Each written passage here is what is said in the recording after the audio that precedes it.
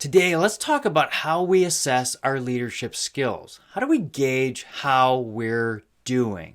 We're going to talk about that in this video.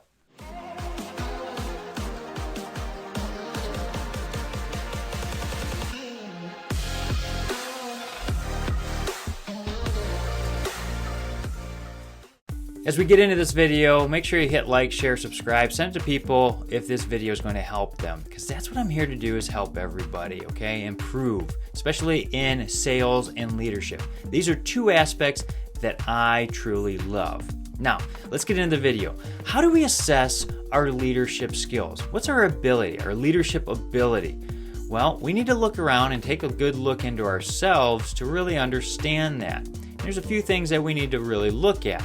One, let's look at leadership ability and look at those around us. Are people really following us, or are they just pushing the ball until the clock strikes 5 so they can go home? Or are the kids actually listening to us as we coach them on the team? What's going on? We need to be cognizant of that and be self-aware. Not just that everybody follows us, but that we're actually doing a good job. So we need to really assess the environment, what's going on, and take a hard look. We can do anonymous surveys, and we can actually have peer sessions, have some other people come in there, and our managers. There's skip level meetings that organizations have had set up where the individual that we're leading can go up above us and say what they think of us, so that way our manager can actually talk to us as well. There's a lot of aspects we can do, but we gotta have self-reflection. That's key number one. We gotta have self-reflection if we're going to actually grow our leaderships and understand where we're at. The next thing is, what are we doing to evolve our leadership ability? Now, one of the best books on leadership is The 21 Irrefutable Laws of Leadership by John Maxwell. He's got 21 laws there. The first one is the law of the lid. That's right. The lid is basically like a can. We got a lid on top of it. There's nothing more that can be put in and nothing can be pulled out of it.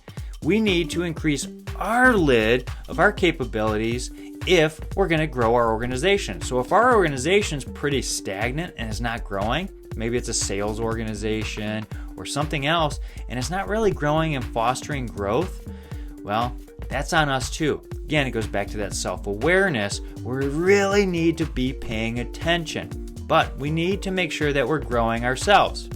So how do we really grow ourselves? Well, we can do that by reading books. That's right. I read about 12 to 13 books a year, and I do a simple process of reading 10 pages a day. That's right. I can't sit there for hours on end and read a book like my wife.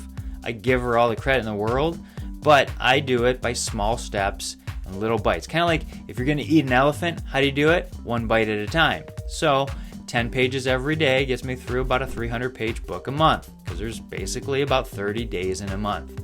So gotta constantly be growing, investing in ourselves. What can we do? Well, we can go in there and take some trainings. There's tons of leadership trainings, and you just gotta think about it as a toolbox. Not one tool fixes all problems. Not one screwdriver is gonna fix a plumbing issue, right? You're gonna need a wrench, and there's all these different tools out there that we can pick up and put into our leadership toolbox. So we need to really look at where we're lacking by, again, that self-awareness, and then we can go back in and actually learn some more tips and tricks to put more tools into our toolbox so we can expand and raise our lid, right? See how it's all kind of tying back? Now, what's the third thing we can do?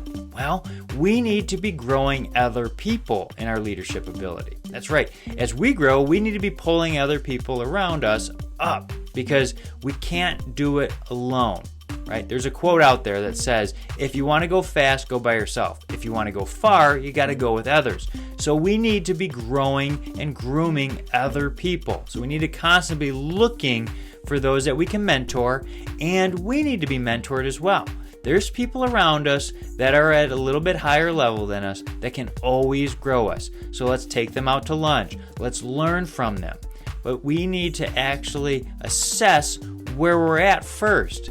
So if we're not doing that and just going out to free lunches or company expenses, that's not going to help us. We need to really be intentionally learning. And there's lots of trainings out there, but we need to really have somebody who can coach us up to really tell us where they see an area that we have a gap that we could learn from.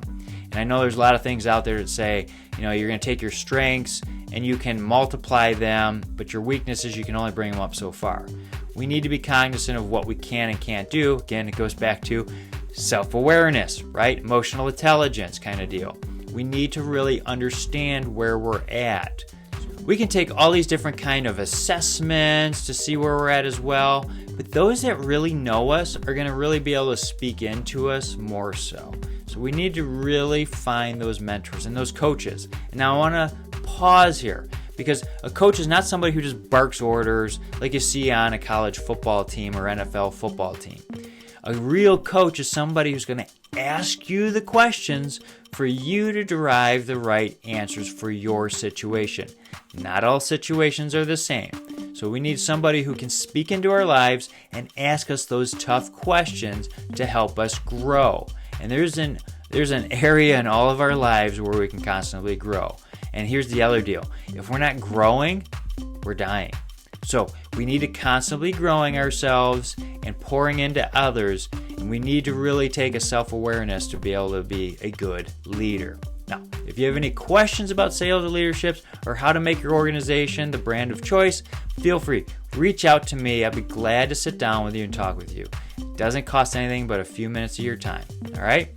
As for now, thank you for watching. If you have any questions, feel free to reach out. My contact information is below. We'll see you next time.